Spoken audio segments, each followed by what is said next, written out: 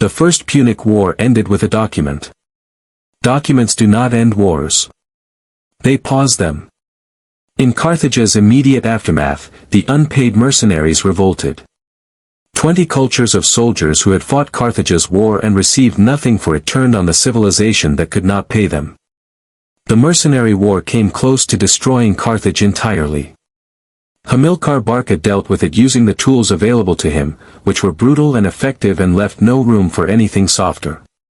While Carthage was fighting its own mercenaries for survival, Rome walked into Sardinia. Sardinian rebels appealed to Rome for help. Rome declared it was simply being helpful. When Carthage attempted to respond, Rome declared that response a threat of war. Carthage, which had just survived a mercenary war and could not afford another conflict with Rome, backed down. Rome kept Sardinia. Rome then demanded additional financial penalties.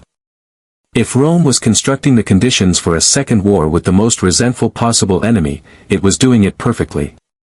Hamilcar Barca looked at what had happened to Carthage since 241 BC and made a calculation that had several layers but one destination. Carthage needed money. Money required territory. Territory in Spain required an army. An army in Spain, built on Spanish silver revenue, answering to Hamilcar rather than to Carthaginian politicians who had lost the First Punic War by surrendering before necessary, was something entirely different from the Carthaginian military that fought the First Punic War. Before leaving for Spain, Hamilcar took his 9-year-old son to the temple of Baal and asked the boy to swear an oath. The oath was eternal enmity to Rome. The boy swore it. Then Hamilcar took his son to watch what building a new power looks like from the inside. In Spain, Hamilcar built an army of such personal loyalty, such collective identity, such practiced combat effectiveness that it ceased to be Carthage's army and became something specific to him. He shared every condition with his men. He ate what they ate. He entered battle first and left it last. An army built on that foundation does not fight for the civilization that sent it. It fights for the man who built it. When Hamilcar drowned in a Spanish river ambush in 228 BC, his army did not disperse or question its direction. It waited for the son who had grown up in its camps. Hannibal assumed command at 26. The army accepted him without debate. He had their scars. He had their respect. He had their complete and unconditional loyalty. An army that would follow its commander anywhere was about to be asked to follow him through the Alps. The trigger was Saguntum. A Spanish city that sat within Carthage's treaty sphere but had acquired a Roman alliance. Rome declared itself Saguntum's protector. Hannibal declared the alliance an outrage. The Roman Senate declared war if Hannibal moved against Saguntum. Hannibal besieged Saguntum for 8 months and took it. The Second Punic War had begun. Rome's plan for the Second Punic War was straightforward and logical: attack Carthage directly, neutralize Hannibal in Spain. Both operations simultaneously. The combined pressure would end the conflict quickly. Rome had won the First Punic War. Rome had the stronger economy, the larger population, the more established military institution. The plan assumed Hannibal would respond defensively, as Carthaginian generals had responded in the First Punic War. Hannibal did not respond defensively. Hannibal left Spain with approximately 100,000 men and began marching north. The plan was to invade Italy. Not sail to Italy, march to Italy. Through Spain, through the Pyrenees, through southern Gaul, through the Alps. In October. When the passes were already freezing. When the northern tribes who lived in the mountains would attempt to destroy any army attempting the crossing. When every military calculation said this was not something an army did. Hannibal had a different military calculation. The element of surprise is not about being in an unexpected location. It is about forcing the enemy to respond to your plan rather than executing their own. If Hannibal arrived in Italy before Rome expected any threat from the north, Rome would abandon its offensive plan and respond reactively. Rome reacting to Hannibal was what Hannibal needed.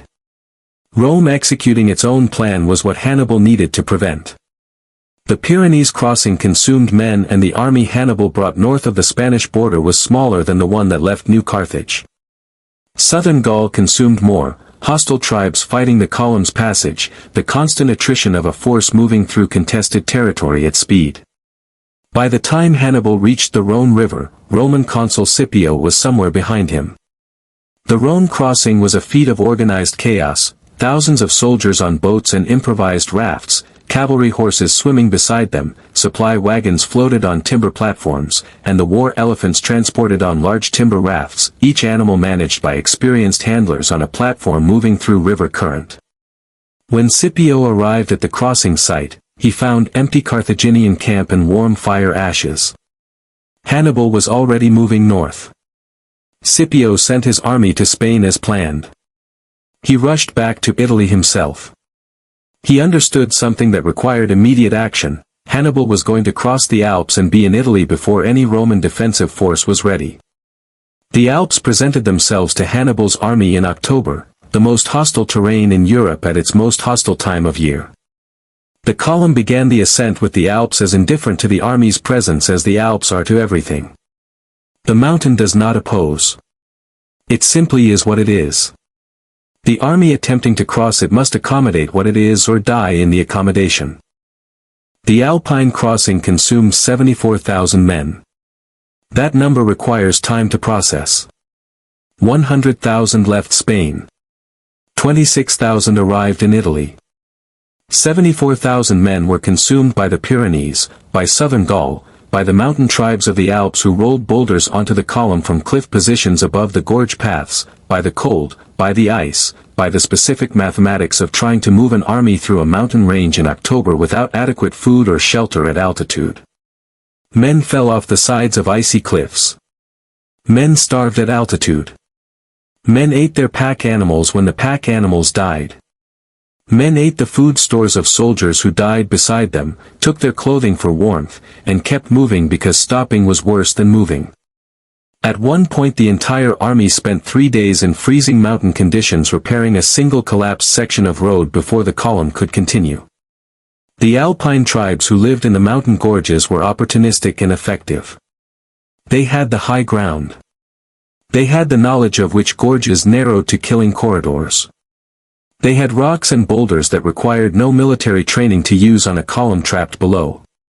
Hannibal reorganized the column's defensive formation under bombardment and kept moving. The reorganization was a tactical solution to a problem that had no ideal tactical solution. You could survive the gorge or you could not, and Hannibal's job was to maximize the survival rate. The summit of the Alps, 218 BC. The army that reached it numbered 26,000. Hannibal turned them south and pointed at the Italian plains visible below through the mountain haze. He told them, "Those plains contain everything you need to survive and everything you came to destroy. The hard part is over." The descent was as deadly as the ascent in different ways. The southern face was steeper in sections, icier from the cold, the path narrower in places than the northern approach. Men who lost footing on the descent slid rather than fell, some stopping on lower ledges, some not stopping. The column kept moving. Stopping was worse. The war elephants that survived to the Italian plains were fewer than the 37 that entered the mountains. The survivors were traumatized and exhausted and remained combat assets. Their handlers had kept them alive through the crossing with the specific professional commitment of people whose job was to keep something irreplaceable alive in conditions designed to kill everything. Italy. The Po Valley spreading south from the Alpine foothills, flat, fertile, an entirely different world from the mountain that produced it. 26,000 men entering the Italian plain from the mountains, showing the crossing in every worn piece of equipment, every exhausted face, every animal moving on the last reserves of what the crossing had not consumed. But they were in Italy. Hannibal's army was on Roman soil. The Celts of the Po Valley were watching. Rome had recently conquered them. Recently conquered people who have not been fully assimilated watch arriving armies with a specific calculation: is this force stronger than the force that conquered us, and if so, which side produces the better outcome? Hannibal's calculation before leaving Spain included this one: the Celts were the replacement source for the 74,000 the crossing would cost. The Celts were the supply line that had no supply line. The Celts were what made 26,000 in Italy a viable position rather than a suicidal one. Hannibal moved through the Celtic settlements making the argument, "Your enemy is my enemy, your resentment has an army behind it now, join me and what Rome did to you is answerable." The Celts joined. Roman consul Scipio had rushed home from the Rhone to raise a new army and position it for Hannibal's arrival in northern Italy. Scipio was there when Hannibal descended from the Alps. Scipio's army was smaller and less experienced than what he needed for the situation he now faced. Scipio sent his cavalry out to engage Hannibal's Numidian cavalry at the Ticinus River. The Numidians destroyed the Roman cavalry engagement. Not overwhelming numbers, superior tactics. The fluid unpredictable movement patterns that made Numidian cavalry the finest light horse in the ancient world, applied against Roman cavalry whose training had no answer for it. Scipio himself was wounded in the engagement. The Roman cavalry retreated. The first battle of the Second Punic War in Italy was a Roman defeat. The information that defeat contained would travel to Rome and begin the process of updating Rome's model of what it was facing. The model Rome had brought into the Second Punic War, based on the First Punic War, based on fighting a Carthaginian military that responded defensively and reactively, was wrong. The force that descended from the Alps was not the Carthaginian military of the First Punic War. It was something Hamilcar built in a Spanish silver mine and Hannibal brought across the Alps. What Hannibal brought to Italy in 218 BC was not primarily an army. It was a system. An army can be defeated. An army can be destroyed. What Hannibal brought was a system of commanders and soldiers who had been operating together for 15 years in the Spanish campaigns, who knew each other's capabilities precisely, who trusted their commander absolutely, and who had just crossed the Alps in October and survived, which is the most effective unit cohesion exercise in military history. The system included the Numidian cavalry, the finest light horse in the ancient world, whose mobility and tactical flexibility made the Roman cavalry's response at Ticinus look like a different category of warfare. The system included Iberian and Carthaginian heavy infantry who had been fighting together since before most of them could grow beards. The system included Hannibal's own tactical intelligence, a mind trained by Hamilcar, educated by 15 years of Spanish campaigning, and focused by 20 years of a sworn oath. Rome was about to face this system without fully understanding what it was. The First Punic War had taught Rome that it could build a navy from nothing and win a naval war. The Second Punic War was going to teach Rome something different. It was going to teach Rome what it felt like to face a commander who was better at land warfare than any Roman commander Rome could produce. Hannibal would spend 15 years in Italy. He would win every major battle he fought. He would kill more Roman soldiers than any enemy Rome had ever faced. He would bring Rome to the edge of something it had never been to before, the possibility of total defeat. And Rome would not surrender. Rome would refuse every peace offer Hannibal made after every victory. Rome would absorb the losses. Rome would rebuild the armies. Rome would fight on terrain Hannibal chose and lose, and then fight again. The war would end not with Hannibal taking Rome but with a Roman general named Scipio taking the war to Carthage, threatening Carthage itself, and forcing Hannibal to leave Italy undefeated because Carthage needed him home. Hannibal would go home undefeated in Italy. He would meet Scipio at Zama in 202 BC and lose. The loss would end the Second Punic War. But none of that is here yet. Here, in the Po Valley of 218 BC, there is a Carthaginian army of 26,000 that survived the Alps and won its first Italian engagement. There is a commander who swore an oath at 9 years old and has spent 20 years making the oath a military reality. There is a Roman consul with a wound from the first battle who is rebuilding his force for a second one. The monster Hamilcar built is in Rome's homeland. Rome does not yet understand what it is. It is about to find out. And this was only part 1.